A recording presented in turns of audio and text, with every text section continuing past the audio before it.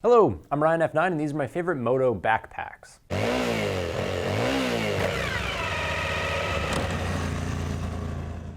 This is a Kriega R20 and it's mine, which is actually the highest praise I can give to something because each year I try hundreds of moto things without keeping any of them. But I kept this. Why? Upon first inspection, the R20 is overpriced and underwhelming. It has only one outer pocket, which is not terribly technical. And then the main compartment is only 20 liters, not terribly large.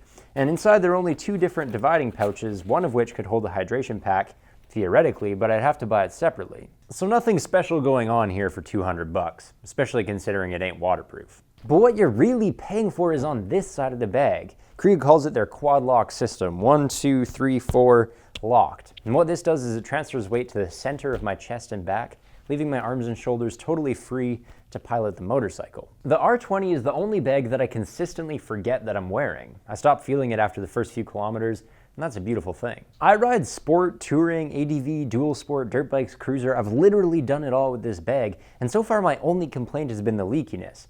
Nothing's gotten wet and ruined in here yet, but I have opened the bag a few times to find my stuff a bit damp, and that's unnerving. Also, I was worried that the super thin shell material would rip at first, but it's never actually failed me, and I've come to love how flexible that material is. You can sort of cram anything into this bag, and it'll change its shape to fit. Kriega makes other sizes of this backpack, from 15 up to 35 liters, and they all come with a 10-year warranty. As long as you don't have any specific needs, if you just want a really good general riding pack, this is it. But what if you do have specific needs, like a bag that excels off-road? Whether I'm dirt biking on a WR250 or dirt destroying on a KTM 1290, I take the Knack Pack. It's technically a snowmobile bag, but that's a good thing. And for one, the snow world isn't as inflated as the motorcycle market, and so this bag only costs $120. Also, because sledders carry avalanche probes and shovels, this bag has vertical exterior storage, and that's proved super useful to me, carrying temp poles, monopods, a bunch of stuff that wouldn't otherwise fit in this pack. Now, I've reviewed this bag in the past, so might as well watch a version of me that's a year younger and prettier. Yep, there I go, so showing off the hydration bladder, which is included by the way. Then I'm putting in some rope for lassoing glasses, lovely, and my insurance papers go into the mesh organizer pocket. Now this is interesting, I'm taking out the middle layer of the backpack, which is a removable tool pouch. Yep, there's spots there for all the wrenches that I don't have. Improvise, I put in some helmet cleaner, a patch kit, a first aid kit, and a knife. Such a great host. Now I'm showing the fleecy goggle pouch in the front pocket. It's very useful. And then my gloves get shoved in between the layers into this external storage space where they won't get my rope all dirty. It's perfect. The climb isn't as comfortable to wear as the Kriega, but it is much more technical to pack because when you're going on a gnarly off-road ride, you don't really want your screwdrivers bouncing around the same pocket as your goggles. And while the Knack Pack has a space for everything, there's also no wasted space. It's small, it's not going to get in my way. Even this mountain safety whistle is incorporated into an existing buckle to minimize bulk. Speaking of bulk, this is the beastly American Cargo Trooper. It's the best riding pack if you need to carry a shitload of stuff. But what kind of stuff? Well, American Cargo calls this wing a first aid pocket because, obviously, they drew a cross on the inside and that somehow makes it more medical than the other pockets. I do appreciate the detachable key ring, I'm just not sure how it fits with the first aid theme. And then there's the second wing pocket, which is cryptically named Second Pocket. Because this is an American bag, I'm supposed to be able to fit my handgun in here. And of course the zippers have locking loops, because guns are totally safe when secured with 2 bits of plastic. Up top I have 2 different smaller pockets, one of which is meant for eyewear. I'm pretty sure American Cargo shaved a puppy to make that one, because the liner is soft. After that I have a helmet sling, which works great, so long as you don't mind the hunchback effect. Then there's a padded laptop compartment, which will hold a 15-inch MacBook. Only trouble is that it opens downwards, so if you forget to close this zipper, the Trooper is going to instantly jettison $2,000 onto the pavement. Getting into the main compartment is like performing open heart surgery. You expose the chest by releasing these wing pockets, and then the zipper makes this weird Y incision. Inside the central cavity, of course, we find our heart of storage. Mesh dividers, we've got a sleeve there, pass-through port, over here. I mean, this is a great backpack for cramming in a lot of stuff, especially because these wing pockets cinch the pressure off the zipper. Construction-wise, our Trooper is made from 600 denier PVC-backed fabric. In layman's terms, it's built like a brick shithouse, and a shiny one at that with all the reflective silver on here. My main gripe is that the bag is too heavy. Even with the Kriega-esque butterfly harness, I'd still probably use those D-rings to strap this beast down to my bike for a really long ride. Also, it's not waterproof, so I'm forced to buy a $25 rain shell separately, and that feels like a cheap shot considering I just spent $200. Now, I couldn't decide on one commuter bag, so I got 3. Something stylish, the Burley Voyager roll top, something cheap, the Ojio Clutch, and something new, the Alpinestars City Hunter. Time to thin the herd. Our City Hunter is immediately disappointing. In the pictures online, it looks subdued and classy, almost like a pastel blue. But in real life, this is some kindergarten finger painting prime color shit. The Burley Voyager is better. Its waxed canvas looks vintage and the leather looks classic. Although I think this flannel plaid is trying a smidge too hard to be hipster. Our Ojio Clutch has a flawless first impression. It's blue in the same way that the online pictures are blue, which is lovely. And the amber aluminum zipper pulls create a fine touch.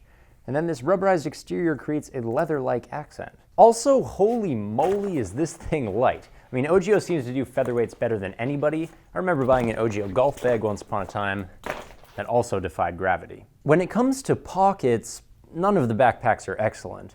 Ojio gives me a little one on each side, plus a biggie on the top, with a laptop sleeve down the back. If you asked a first grader to design a backpack, that's what they'd come up with too. Burley is no better. I get one external pouch with an anti-flail zipper system, which is probably the most pretentious way of saying that the pull tab snaps down. Then the main compartment is basically a wide open sack with one piece of red flannel dividing it in half. Nothing special going on there, but look, the bag does close 2 ways. I can snap it shut and fold it over, or I can snap it shut and roll it down. Wow. Alpinestars has the most sophisticated pocketing. This electronic sleeve holds a 15-inch laptop, a tablet, and power cords. Then the main compartment has a utility panel complete with the blessedly included rain shell. However, these waterproof pockets are stupid. They can fit my chapstick, I'm able to fit my paper clip, but they're too small to fit my cell phone.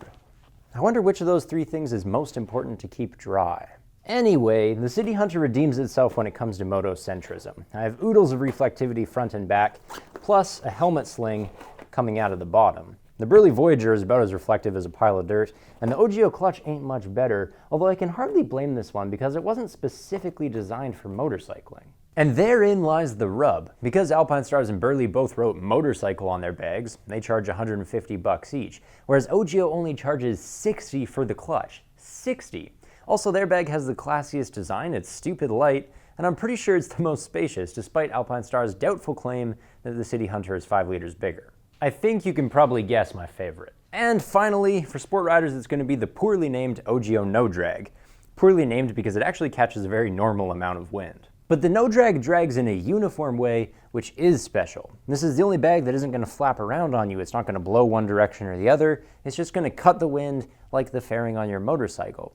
Oddly enough, this bag is also excellent at thwarting pickpockets. So, which No Drag should I choose? There's the Mach 1, Mach 3, and Mach 5 for $150, $175, and $200. Which is the best deal? The Mach 1 has a couple laptop sleeves and mesh dividers, but other than that, it's just a single empty cavity. Plus the usual niceties. You have an offset hip buckle to avoid tank scratches, a couple pass-through ports, airflow back pad, blah blah blah. When I jump to the Mach 3, I get bigger foamies on the back, a much more technical utility panel. I also have mesh loops now for holding my shoes. And then I also get another pocket added up here where I can hold my phone. The waist strap is a lot thicker now. I've added a helmet leash as well. And then on the shell, I get a second color option with way more reflectivity. Go up to the Mach 5 and you get a fanny pack, which is useful if you want to get at something without removing the entire backpack. And then the utility panel in here is going to be more technical yet. Plus I've added in this sleeve for holding a helmet face shield and the mesh cargo divider. What's also new on this bag is all the way around here, I now have an expansion gusset giving me an extra 2 liters of space, bringing the total up to just over 24. And the shell on the Mach 5 is also slightly larger than the other two. It's about a pound heavier, and it comes in a third color option. Now, I never say you get what you pay for. That's a moronic phrase. It assumes companies aren't trying to rip you off. But in this case, each bag is $25 better than the previous one.